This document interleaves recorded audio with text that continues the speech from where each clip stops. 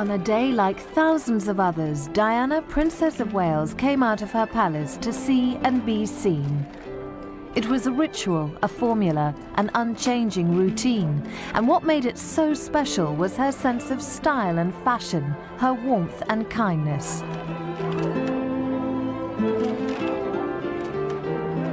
This was her role, her work, the reason for her inimitable performance, and the cause of the overwhelming media attention that claimed her as its own.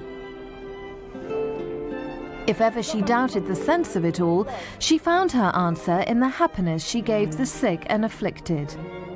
But a year after her divorce and the loss of the title Her Royal Highness, Diana was ready to leave all this behind. The catalyst was Dodi Al Fayed, 42-year-old Playboy son of Harrods owner Mohammed Al Fayed. Diana, as a guest of the Al Fayed family aboard their luxurious yacht, the Jonicle, had fallen in love with Dodi. And she said, Elsa, I adore him, not even naming him. I adore him. I can't tell you, for the first time in my life, someone has looked after me so wonderfully. I feel that he's interested in me. I can't tell you how good they are to me, to my morale. I mean, she was enthusiastic. I said, are you going to marry him? She said, I can't answer you, Elsa. I'm coming to see you either Thursday or Saturday. Saturday she was dead. For 15 years, Diana lived in Kensington Palace. With mostly just her staff for company, she had tried to create a family home. She surrounded herself with mementos of her Spencer family ancestry, her fabled but flawed marriage, and above all, of her two precious sons, constant reminders of her broken dreams. I think they were instrumental, especially at the time of the separation and the divorce. I think as all children do, not wanting to alienate either side. And okay, in some respects they were slightly the go-betweens. And yet they always were very careful not to upset Diana by mentioning things they knew would upset her. And they always said, Daddy loves you. Charles was truly her Prince Charming. He was the one that she was always in reference to throughout her life, even towards the end. Even any other relationship would always be kind of compared to or contrasted with her relationship with Charles. He was her reference point. Diana and Charles shared the custody of the boys, and in July 1997 she took them on holiday with Dodi's family aboard the Jonicle. Following her divorce, Diana's life centered around her sons. But the children, don't forget, she took them on the boat, and they had a wonderful time. Not probably William. William was not so happy, but the little one was thrilled, all the games, all the thing. And it was probably to accustom them to the situation. And when I asked her, are you going to marry him? And what's your children's reaction? She said, Elsa, I rang up William. So it was the answer. And he said, Mommy, I want you to be happy. Diana would have never married Dodi without the consentment of the two children, and Prince William more than that, because she always said that Prince William was her anchor, and she admired the boy enormously, and she loved the other one very much, Prince Harry, but she always said Prince Harry is like a Spencer. I don't have worries about him. But I think that the future king, Prince William, has the sense and sensibility of Diana.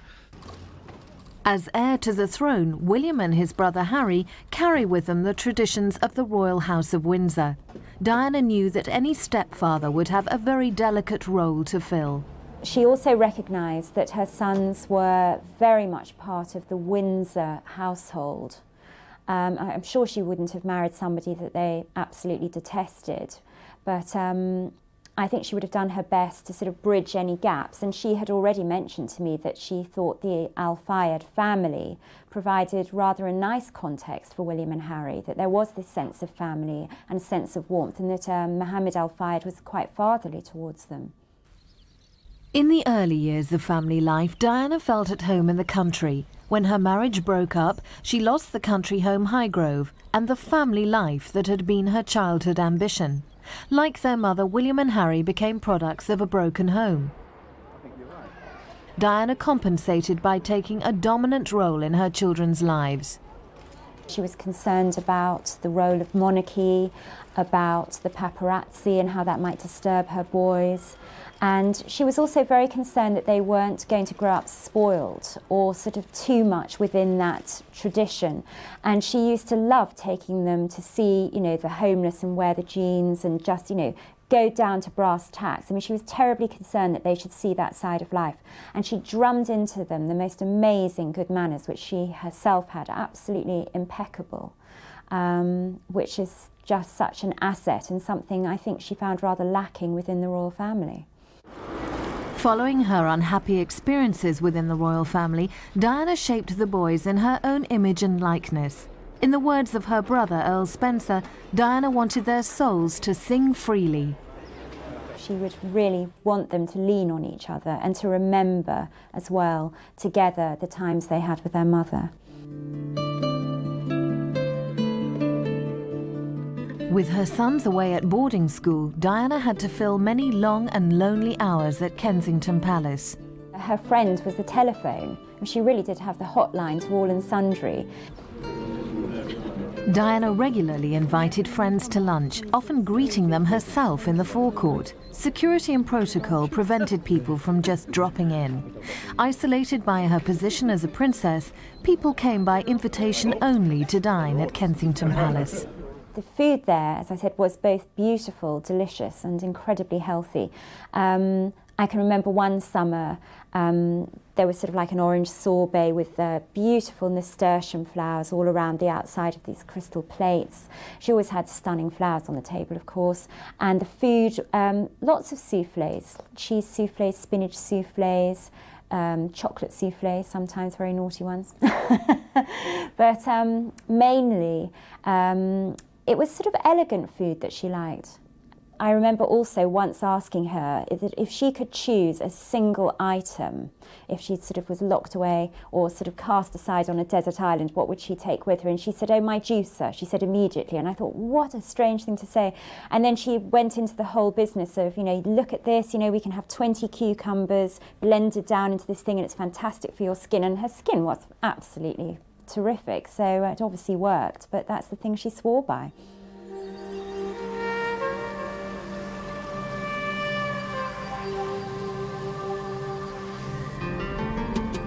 Diana's day began at dawn. She slept badly. After many restless nights, she relied on exercise to face the pressures ahead.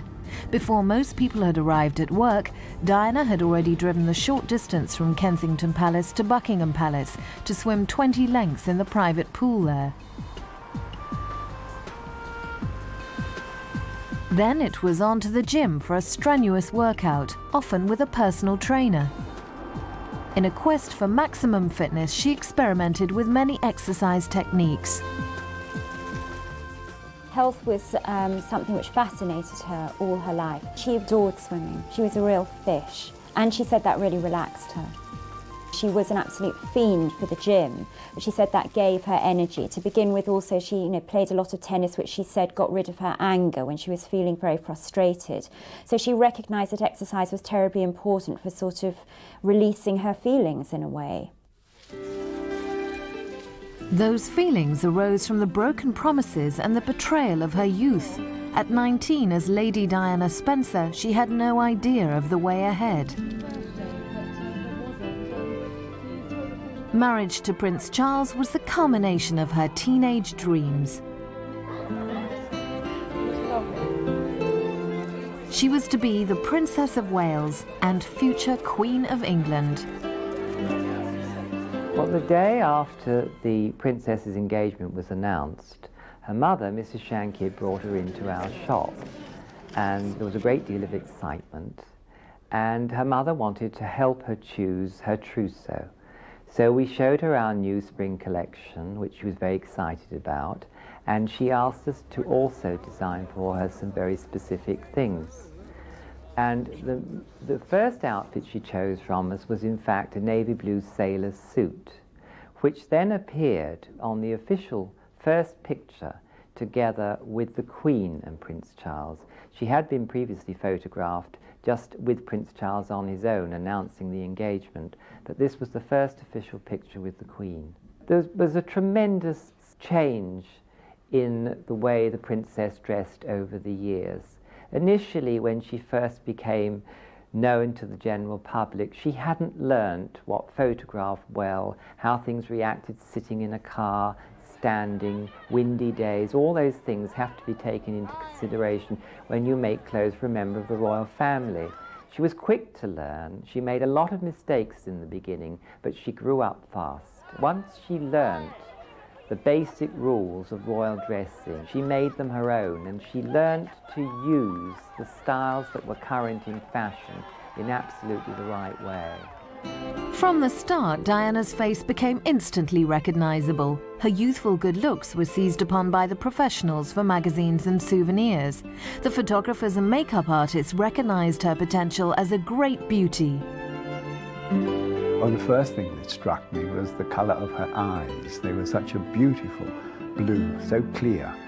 But I thought I couldn't find a colour that would complement the eyes. So what I did was I used a contrasting colour. I did a brown, basically a brown eye makeup, which brought out the blue of the eyes. To really emphasise them, I just to use a coloured pencil, a blue pencil, to match the colour of her eyes along the bottom rim, above the bottom lashes, which just emphasized the whites and brought out the blue of her eyes. I use navy blue mascara because I find it's very flattering on people with blue eyes, and it doesn't look as hard as black, especially in a photograph. I wanted to get this blue across, you see, so I sort of had this haze of blue, which I achieved with the navy blue mascara. And then using a darker blusher under the cheekbones to push them in, sort of following the shape. Basically, if you smile, you lift up the cheek pads and you leave that colour, leave that area alone, and you apply the blusher underneath, and that sinks in that area there. We had a hairdresser on the shoot, but he didn't have to do very much to it, apart from just run his fingers through the fringe to lift it off the eyes, so I could get to the eyes to make them up. Blue became her favourite colour in clothes and jewels. Garrard, the Crown Jewellers, was asked to create Diana's engagement ring. They prepared a selection of magnificent gems for the young bride to choose from.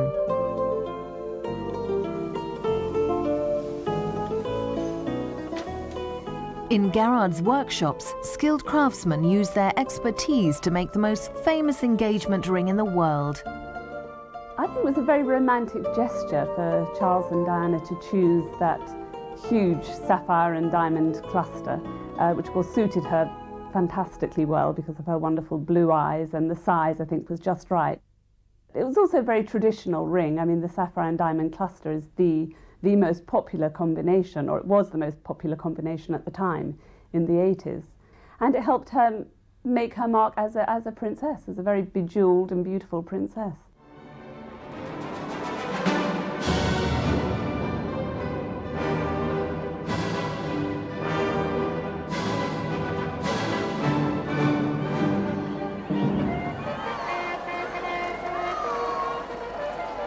For her going-away outfit, Diana's choice was a deliberate contrast to her extravagant fairy tale wedding gown.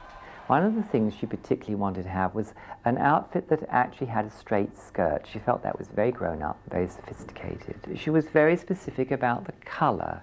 She loved a corally shade, and she asked us to design an outfit that had a little jacket. So in fact it was a dress and a jacket. And she was worried about what kind of a day the wedding would be. So we designed, in fact, two jackets, one with a short sleeve and one with a long sleeve. And as it happened, the day of the wedding was a gloriously sunny day, and she wore the short sleeve jacket. A few months later, Diana was expecting her first child, and her adoring public were overwhelmed. her fashion designers set to work on the creation of a stylish maternity wardrobe. This was the coat she wore on the day her pregnancy was announced. The fabric for that particular coat was a multicoloured tweed in a lot of very bright colours, which she loved the texture of. And when we showed her a pattern of the particular fabric, she said, "Oh, that's great, that'll make a wonderful coat, and I'd love it to have some kind of fringing around the collar." In spite of her pregnancy, many of Diana's days were still devoted to tedious public duties, but she was still expected to look like a princess, wearing appropriate outfits. When it was officially announced that the Princess of Wales was pregnant, she came in to see us, and we designed for her a group of coats, day dresses and long evening dresses that were very specific. And the turquoise coat was specially designed for the Princess of Wales to wear at Windsor during Christmas. And it was in turquoise velour, and it had multicoloured little flowers embroidered around the yoke of it. It was rather romantic and slightly peasant in mood. 4 royal generations celebrated the christening of Prince William, born in June 1982.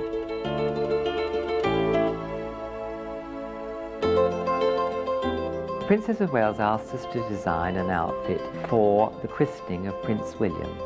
And the christening was held at Buckingham Palace. And we, in fact, designed for her a pink print silk dress and little tie bolero jacket, which she then later wore in Australia.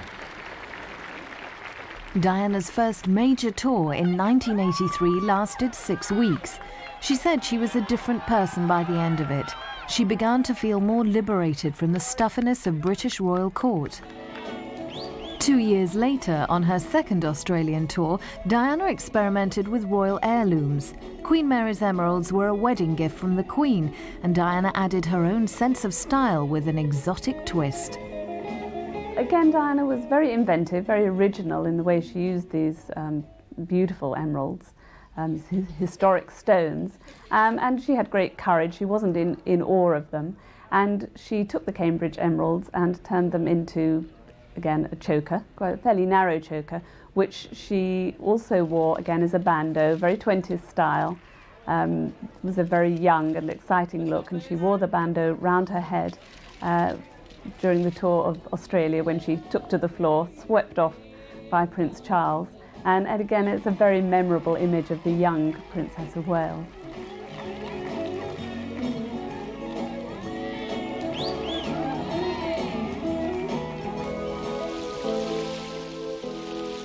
In America in 1986, Diana wore her most fabulous jewels to dine and dance at the White House with President and Mrs. Reagan. She had cleverly adapted her beautiful sapphire brooch, a wedding present from the Queen Mother, into a stunningly elegant necklace. The huge, again, the dramatic sapphire and diamond cluster, which was a present to her from Queen Elizabeth, the Queen Mother, is the most spectacular piece of jewellery. And at the beginning, she wore that huge sapphire and diamond cluster in a rather conventional way, rather traditional way. And then, as her style developed, she began to impose her own personality, her own style, to wear her jewellery in very new and fresh and original ways. And it became one of her signature pieces, particularly towards the end of her life, when she began to wear those spectacularly sexy evening gowns with just one huge piece of jewellery. Among the gems amassed by Diana, the £2 million wedding gift from the Saudi royal family was the most staggering in quantity, beauty and value. One of the most important of her wedding gifts came from the Crown Prince of Saudi Arabia, and it was a whole suite of jewels. But her favourite piece from this suite was a necklace of diamonds on which was hung a huge Burmese sapphire, surrounded in a much more modern style with baguette diamonds in a setting that we call a ballerina setting. The Saudi suite was adapted to suit Diana's taste. She made a choker from some of the gems. The most dramatic change she made to that set was to create for herself a choker with the sapphires on a band of velvet, which she wore not only as a choker but also as a bandeau around her head, around her forehead, very 20s style. And this was something that she did. It was great fun. She did it on several occasions. And again, very much made her mark through her jewels as the new and dazzling Princess of Wales. During an official visit to Germany in November 1986, Diana wore a fabulous set of jewels, a gift from the Sultan of Oman, comprising a modern diamond necklace and matching earrings. It was known as the Crescent Set. Worth around £1 million, it became one of Diana's favourites, and she wore it with both historic and contemporary jewels. Diana was very clever in mixing old and new. As I said, this was a very contemporary design, and she wore it very well with the Spencer family tiara or with the love knot tiara. And so she created a very special, very royal, very regal look for herself by combining the old and the new in this way. Diana's most important royal heirloom was the Queen Mary's Lover's Knot tiara, given to her as a wedding present by the Queen. It emphasised Diana's regal position. She used her own personality to make the tiara part of her image. And the Lover's Knot tiara, which was a wedding present to her from Her Majesty the Queen, I think has created some of the most dramatic images of Diana that we will all remember and cherish. It is too much a part of Diana's legend. I don't think anyone could wear that again, so it's difficult to imagine what will happen to them.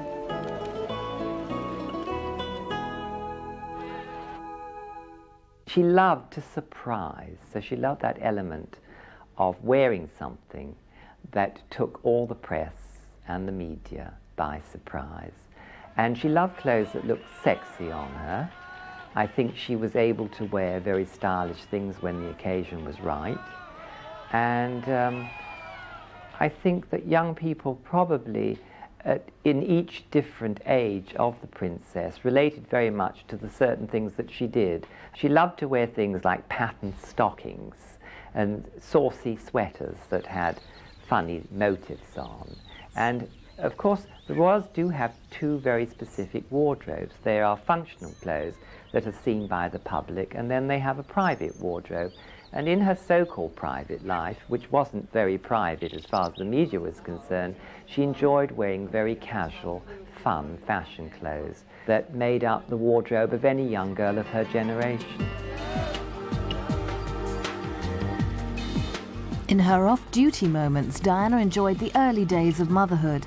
Unlike previous royal heirs, her boys were not educated at home with private tutors. School runs became part of everyday life. By now, Diana had matured. She'd grown decisive about her clothes and her image.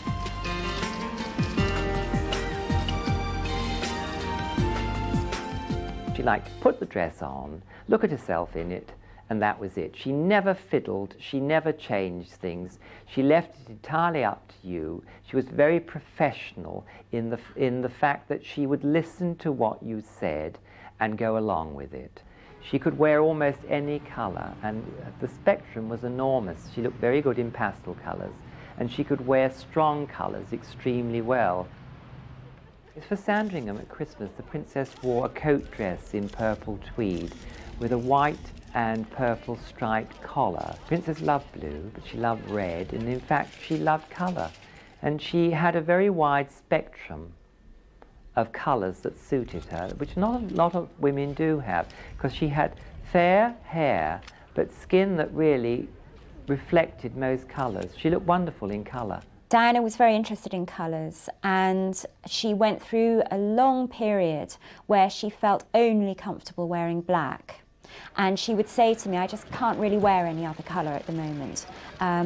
It's just an introverted colour. She'd kind of gone into herself, she'd withdrawn from public life, and I think she felt very sort of contained in black. And then we saw her later on towards the end of her life just blossoming in these incredibly vibrant colours. The last time I saw her, which was on July the 30th, I had lunch with her, and she was wearing the most stunning Versace tulip-necked dress in sort of shocking pink, and she just looked fantastic. So she was very colourful towards the end of her life. Diana displayed her most adventurous styles and daring clothes during her regular visits to America. In the early days, it was her hairstyles that really caught the attention of the fashion editors. Generally, women grow into their hair. I mean, I think during the sort of 18, 19, 20 age group, you were finding out what your hair does and doesn't do. And most of us were allowed the 20s to experiment, but the princess was not allowed that because obviously the media attention was so huge. So I suppose she very sensibly got herself organised with hairdressers who could deal with the way she wanted it. But that is what happened to her hair, as far as I can see, is it's all to do with relation to the neck. And as she became more aware that she could expose her neck, so the hair started to come up and get shorter and shorter and shorter. And as her confidence grew, she was able to deal with much shorter hair. And the princess very soon came round to thinking, well, you know, maybe I've got this nice thing here in the jawline and the chokers and the bit, and if I goes up, up, up. Diana quickly learned that carefully chosen accessories added a crucial finishing touch that could make or break an outfit. In the 1980s, Diana had more than 75 hats in her wardrobe. I think in the early stages, she wore them in the way English women wear hats to weddings, plonked on the head with the veil pulled over, or the fluff, the feather. And she, in very, very, very fast, we found her wearing them where they should be worn, which is across here. I mean, despite the fact that the photographers probably couldn't get into the eyes or couldn't see anything, but she really, almost immediately, maybe 2 years into being the Princess of Wales and having to wear a lot of hats, she suddenly realised she had to wear them the way they should be worn. Because she has great shoulders and terrific posture, she looks marvellous with those, you know, very broad hats. And once you wear those hats, you actually begin to like wearing them. With her natural elegance and grace, Diana grew to enjoy wearing wide-brimmed hats, complementing her formal outfits. Generations of royal ladies have loved pearls. They bring light to the face and a touch of glamour to any outfit. Diana added costume jewellery as well as real pearls to her collection. I think it's hard to talk about Diana's jewels or any Princess of Wales jewels without talking about pearls. She wasn't frightened by the heritage of pearls in royal jewels. She wasn't frightened by protocol to experiment with wearing pearls in different ways. But they're so bound up with the legend of royalty, and particularly with the Princess of Wales, that again they became part of her. They became her trademark in the 1980s.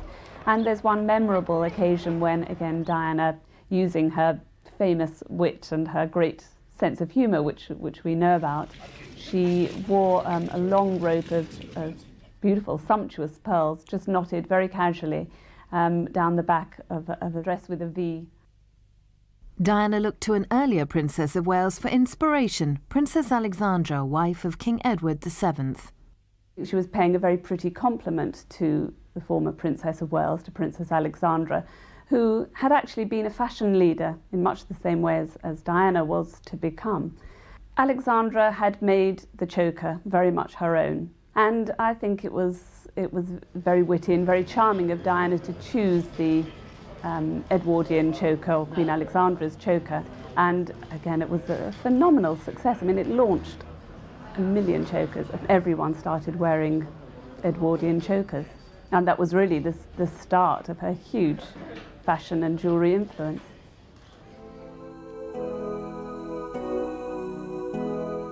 A regular part of Diana's day involved shopping in Chelsea, the fashionable district of London.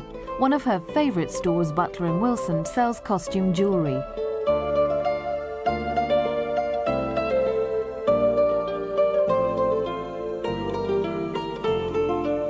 Diana mingled easily with other shoppers who were unaware that a princess was shopping next to them.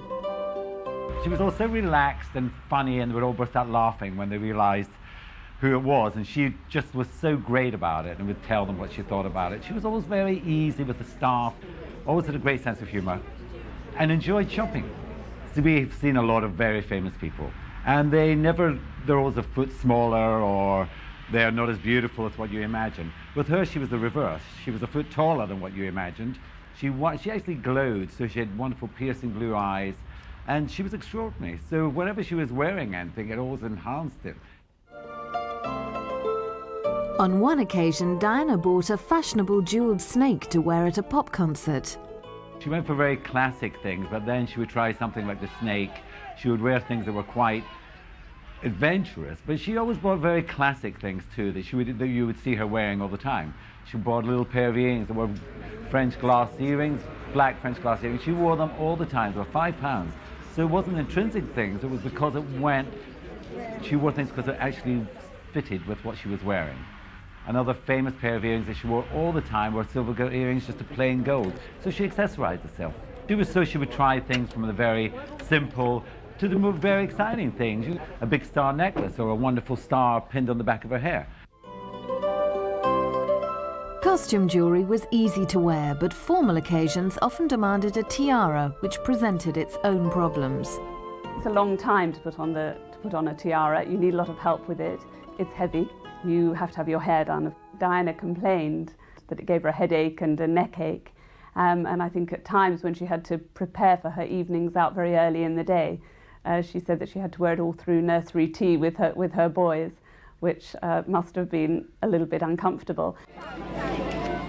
The demands of the job meant that Diana's day wear was constantly updated, but she kept hold of some particular favourites.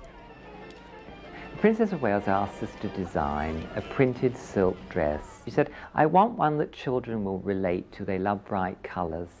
And I want to be able to wear this as a working dress to visit hospitals, and generally just an easy dress that I can put on that is very much a function dress.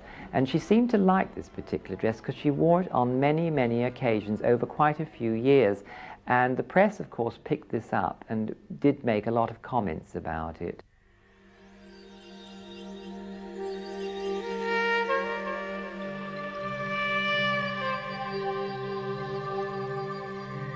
Over the years, Diana evolved beyond the decorative princess of her youth into a mature woman concerned with more serious, caring issues. She devoted much of her time to the problems of sick and handicapped children, who always responded to her tender touch.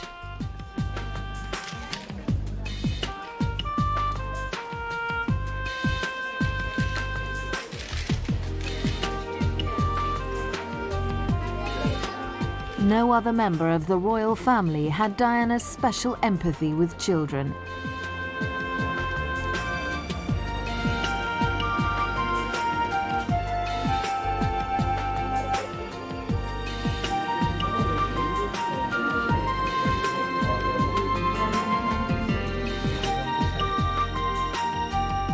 Friends recall her ability to relate to children and her caring side. I think she had a touch for that. She had a touch for children from day one. She had a knack of how to treat children. I think that she always had a tendency for love, as I said, and people in need. Obviously, the disaster, if we can call, of her marriage helped her to accentuate the work in charity, because the emptiness she finds at home, the fulfillment she finds towards the people. In August 1982, Diana attended the wedding of her good friend and former flatmate, Carolyn Pride, to William Bartholomew. She kept strong links with old friends who knew her as Lady Diana Spencer in the days before her extraordinary and troubled life as the Princess of Wales. These friends knew a side of Diana that the public did not see. She felt she wanted to go and visit some of the down and outs under the arches at Charing Cross, and it wasn't picked up by the press because it was the sort of thing that she didn't want publicity for. She didn't think that they would want her there if they knew she was coming, and she felt very much she wanted to put herself over in her own right, and that's why she went. And as far as I know, the press never picked it up. How will Diana's friends and former flatmates remember her? I remember her, firstly, as a friend, and then I'll remember her as a princess, as we all will. I will also remember her as a very loyal, mature, steadfast, strong person. She had the most incredible level of compassion, and she was not afraid of illness or sickness or death. And the other thing was about Diana was that she felt, particularly with the terminally ill, that it was very honest and that there was nothing left to lose. And so people lost their shyness, so she could really talk to them. And she was quite remarkable, and it was her intuition that guided her on every front. I mean, one might say the only time she actually lost her intuition was getting in that car on that fateful night with Dodie. One of Diana's closest friends was Rosa Monckton. In December 1993, Rosa asked Diana to turn on the Christmas lights in London's Bond Street, where she runs the famous jewellery shop Tiffany. She recalls the extent of Diana's loyal friendship, where she supplied endless comfort and support. As a friend, she was a complete stalwart. She stood by me through some very difficult times. And it's a compassion, not just for her friends, but for other people. And it was a compassion that, not a compassion that politicians have, that is switched on and off. It was a genuine compassion that welled up from her heart. Diana was godmother to Rosa's daughter, Domenica, born with Down syndrome. Rosa remembers Diana's kindness. She was absolutely extraordinary. She was, again, just stood by me, supported me, let me rant and rave, let me go through all the things I needed to do about not being able to cope. And she said, listen, I'm going to be there for her, for you, forever. And of course she's not. Diana enjoyed regular holidays abroad with her girlfriends, travelling to exotic locations around the world for some rest and relaxation. She had an extensive circle of friends, but her friendships weren't without their ups and downs. She had a lot of friends, I mean, and can you imagine the amount of people wanting to be her friends? So she was spoilt for choice. She could spot a fake a mile off, or somebody who just wanted to know her because of who she was. That's something she was also careful to teach her boys about. And she had her school friends, her friends that she shared the flat with before she married into the royal family. She also, as her life developed, as her charity work developed too, she began to include people from all sorts of walks of life. And she had a tremendous gift for friendship as well. She could strike this rapport with somebody, and then she would follow it through. You know, she would make sure that she called the person. She had a lot of energy. She was dynamic in terms of friendship. She wouldn't wait for someone to get in touch with her. She would make all the running, and she would make all the overtures. She was a very good friend in that respect. But she did also fall out with people, a lot of people. And when she felt that she'd outgrown them, that was that. When you used to say to Diana, Diana, I'm sorry, I've seen this and this and this. It happened this to me very recently. And I think you're making a mistake towards having a friendship with this person. And if she didn't like it, she would not call you for 2 or 3 weeks. And then something will, you have a call from her, or an invitation, or why she would, through a third person, say, why Roberto has not come to this dinner party or this do, and the person will say, because he's offended with you. And then she would come back to you. She was not, people say because she was not stable. It's not that. It's because she wanted to know as many interesting people as she could. That's the reason she became the queen of popularity. And also, she would become annoyed when she knew you were right, but she didn't want to listen to you. She was a very stubborn lady. Diana's stubbornness led her to ignore the warning signs of her own obsession with bodily perfection. She identified with ballet dancers and actively supported the London City Ballet. Diana suffered from the eating disorder bulimia nervosa, but kept her condition a secret. Well, when she went to see Susie Orbach, the psychotherapist who specialises in eating disorders, she really began to get to grips with the psychological mechanism behind the bulimia. And I think that's when she really got the insights into her early family life, her childhood, about her mother leaving, about how that created a hunger inside her, how that sort of became translated into a food addiction almost. And also her desire for control. Eating disorders are very much about control, and Diana was very self-disciplined and wanted to be in control of what was happening. So her body was the first thing that she wanted to be in charge of. One of Diana's on-off relationships was with her sister-in-law, Sarah, Duchess of York. Despite being close friends since their youth, their relationship turned sour. In fact, they weren't even on speaking terms in the final few months of Diana's life. And I think it was really all symptomatic of this bulimia. It's all part of it, you know, wanting to have this friendship, devouring the person, and then that's it, you know, throw it all up, we don't want that anymore. Diana had speech coaching which increased her confidence. At one stage, she even joked about press reports of her eating disorders. Have your patron here today. I'm supposed to have my head down the loo for most of the day. I'm supposed to be dragged off in a minute with men in white coats. So if it's all right with you, I thought I might postpone my nervous breakdown to a more appropriate moment. To conquer her bulimia and depression, Diana treated her body with a variety of unconventional and alternative therapies. Well, Diana had an incredibly curious mind about all sorts of alternative remedies. There was virtually nothing that she wouldn't try. I think actually some of the therapists were sort of horrified because they would think that only their regime should be taken in isolation, and a lot of these therapies actually contradicted each other, so it created a bit of a chaos actually in Diana's body, to tell you the truth. She had fads as well, but certainly things like acupuncture were terribly important to her throughout her life, and this also has a spiritual dimension. She even took her boys to see her acupuncturist, and she used acupuncture for insomnia. Free from the constraints of royal family life, Diana relied on an inner circle of trustworthy friends to organise her social activities. During a private visit to Rome in 1996, the Italian press swooped on their guest. Following her elder sister Sarah, Diana ran the gauntlet, closely shadowed by her friend Roberto Deverick.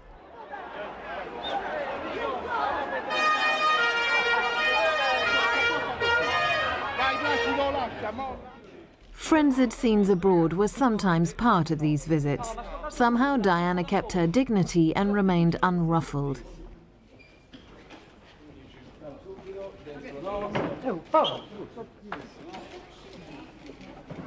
This trip to Rome was organised by Roberto Deverick. He recalls that memorable night.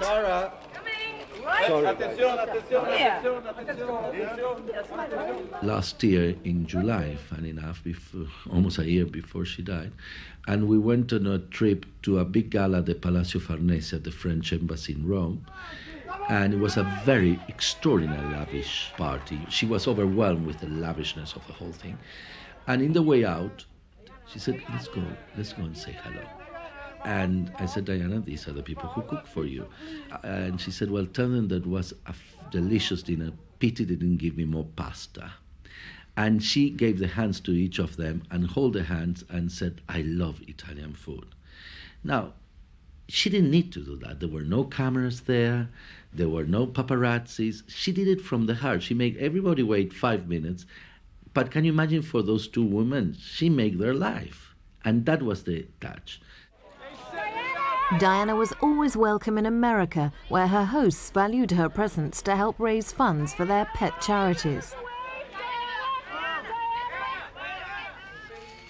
She appreciated recognition for her achievements and her charity work, and in 1995 she was presented with a Humanitarian of the Year award by statesman Henry Kissinger.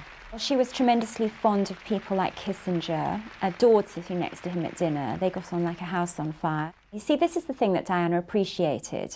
Somebody who could not be so withdrawn with her or shy of her, but somebody who could sort of just connect with her. In the final year of her life, Diana grew more serious. The battle against landmines brought a new direction for her. Within the treatment, do you cope with the psychological side of it as well? Her trip to Angola in January 1997 publicised the suffering of landmine victims all around the world. Despite criticism from politicians at home, Diana continued her efforts and ignored suggestions that she had become a loose cannon. Firing. She wanted to show the world the reality of landmines. I think she was trying to make a big contrast from the days of the royal state tours when she would be dressed up with the hats and the outfits and the ladies in waiting. And I think she just revelled in the fact that we're coming into the into the 90s, and this feeling of dressing down, of being simple, and of really getting on with the job. But she was still incredibly chic. During her life, Diana's role as the people's princess focused the world's attention on many forgotten causes.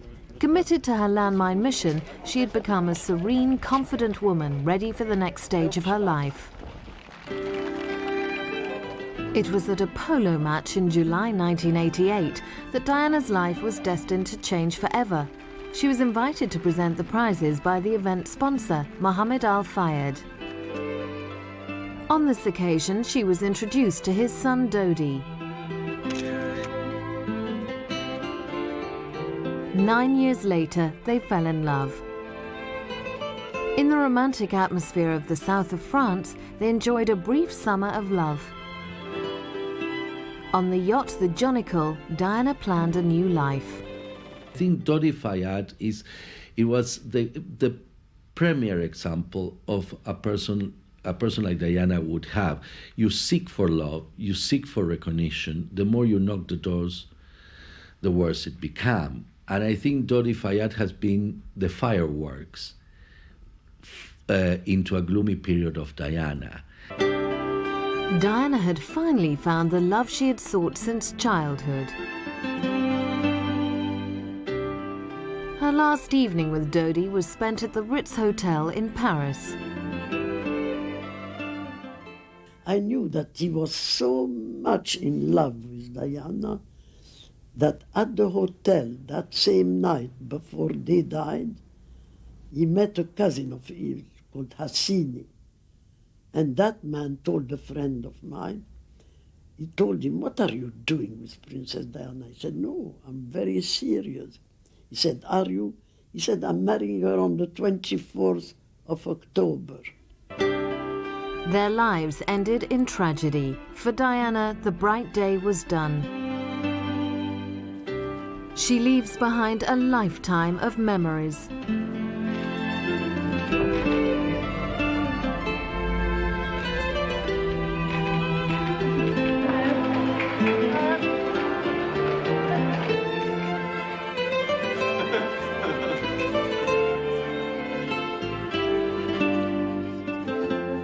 Night had fallen forever on the world's most adored princess. An unforgettable chapter in British history had tragically come to an end. What would Diana have made of the unforgettable scenes at her funeral? I think she would have been so touched. I'm sure that those would have been the words she would use. Completely overwhelmed by the level, because she never believed that people loved her. She was, the Queen of Hearts, and yet love was something that she was in search of. She never really realised the extent to which people loved her.